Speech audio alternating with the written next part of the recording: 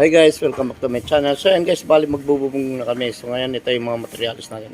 So ayan guys, ay yung mga materials natin. Bali ang yero niya 0.5 na rib type. Ayan, 5 ribs. So ito yung mga mahaba 970 cm para dito sa may kitchen. Ayan, bali 10 pieces yan. At yung dito sa may pinaka side ng kabahayan natin dito sa kabahayan nila dito sa may extension na to. Bali 3.10 cm yung gagamitin natin diyan. Bali ang magagamit diyan 19 pieces pero 10 pieces na lang yung in order para magamit yung tira. Ayan guys, yung tirang yero din ginamit nila dito sa kabahayan. Siyempre sayang din naman yan. So yan ang gagamitin natin. Bali 19 pieces. Yan. Bali 0.5 yan guys. Kung di ako nagkakamali, migit 400 yata yung kuha nila per LM. At syempre yung gutter natin, box type. Ayan, tatlong layer. Hindi na lang pare-pares yung sukat yung layer niya. So bali box type yan, 18 cut. At yung end flashing natin, ayan, bali 18 cut din siya. At siyempre yung wall flashing natin, bali 12 cut yan guys. Ayan. Siyempre nakapagdugtong na tayo ng end flashing tsaka gutter. Ayan. Ginawa natin yun guys. Tayo gumagawa ng mga gutter. Tayo ng mga nag-assemble. So bali yan, nilagay na rin natin yung mga downspout nya. Ayan.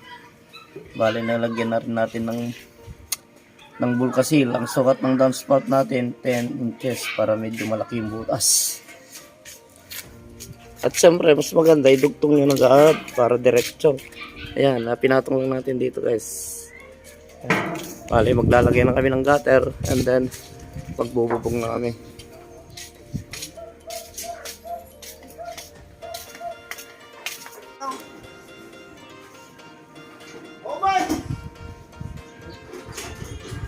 Sige, butas. So yun guys, magsisimula na kayong magyero.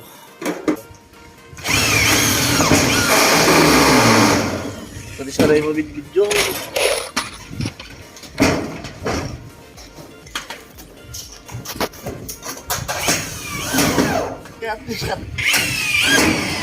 Kumita ka, tiya ka. Adayo, tao.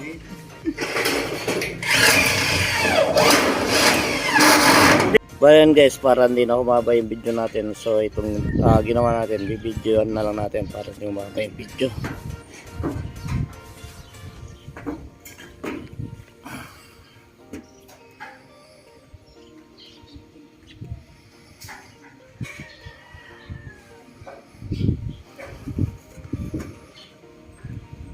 Napakahaba nito guys. Bali ang sukat nito 3 meters by 16.5 meters. Itong pinaka-side ng kabahayan. Bali extension nito.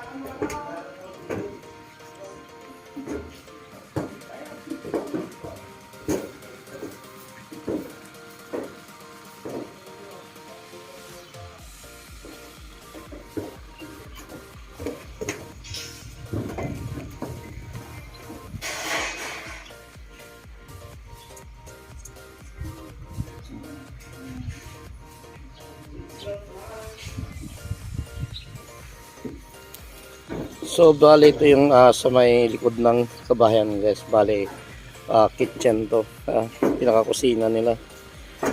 Pero sobrang laki nito guys. Bali ang sukat nito 8 by 9 meters. Ito yung pinaka-extended dito sa likod ng bahay. Bali kusina siguro to.